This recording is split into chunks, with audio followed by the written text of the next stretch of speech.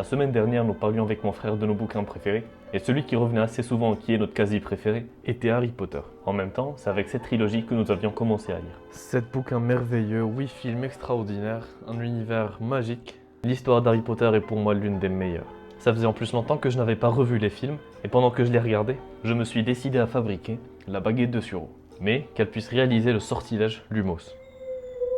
Alors j'aurais pu mettre un Arduino Nano et la programmer pour réagir à ma voix quand je dis Lumos et Nox, les incantations pour l'allumer et l'éteindre. Mais j'ai préféré y intégrer un circuit d'enfant, à cause de la flemme.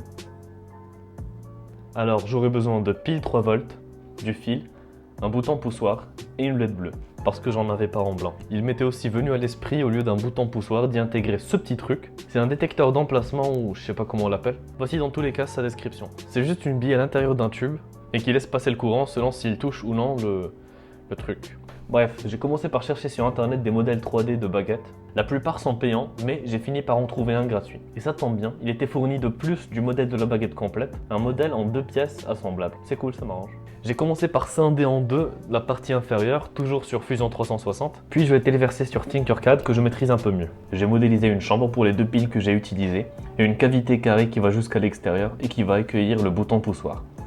Il y a aussi le passage des fils, 2 mm d'épaisseur sur 2 mm de profondeur. Va falloir utiliser du fil fin. Bref, on passe à l'impression 3D.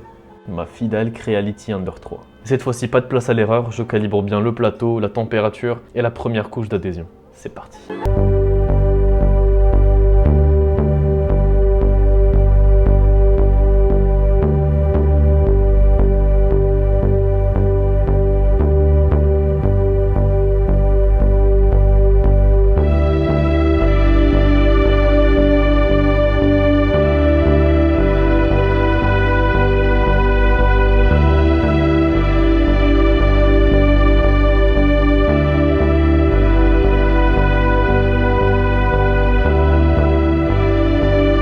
Franchement, je suis étonné, les pièces sont ressorties trop belles. Faudrait juste les passer sous une flamme pour éliminer cet aspect filamenteux. J'ai ensuite élargi un petit peu le trou où vont se loger les piles pour mieux y intégrer, ce qui va me permettre d'établir une connexion correcte.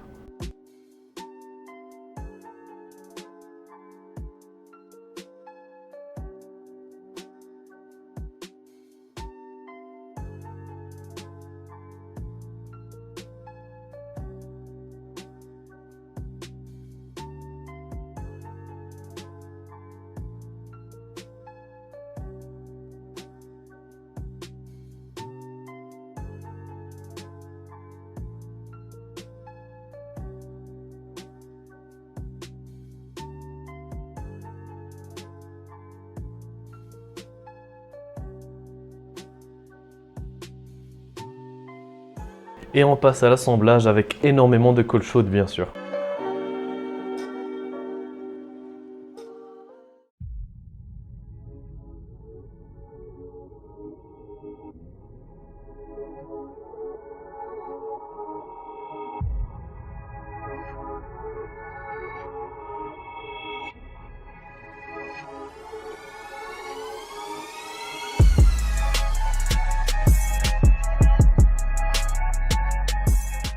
J'avais pour idée au début de faire en sorte que le quart inférieur soit amovible pour que je puisse changer les piles une fois expirées, en utilisant des aimants néodymes. J'en avais pas assez, du coup j'en ai scié une en deux, mais je me suis dit que ça rendrait pas très joli, alors j'ai scellé le tout avec de la colle. Et si jamais j'ai besoin de changer les piles, je n'ai qu'à faire fondre la colle avec un pistolet à air chaud et resceller le tout.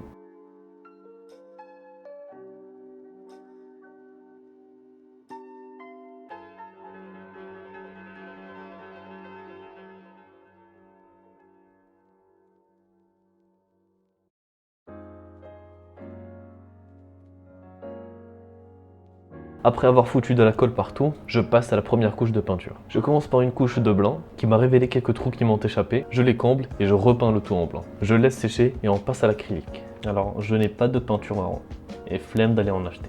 Mais je sais qu'on peut obtenir n'importe quelle nuance de brun en mélangeant du rouge, du bleu et du jaune. J'ai commencé par une couche de marron foncé en mélangeant équitablement les 3 couleurs. Je laisse sécher et je refais une légère couleur de marron clair. Cette fois-ci, la concentration du jaune était plus élevée que les 2 autres. Encore un peu de séchage et je finis avec une fine couche de noir très dilué pour donner un air ancien usé à la baguette. Et voici le résultat final.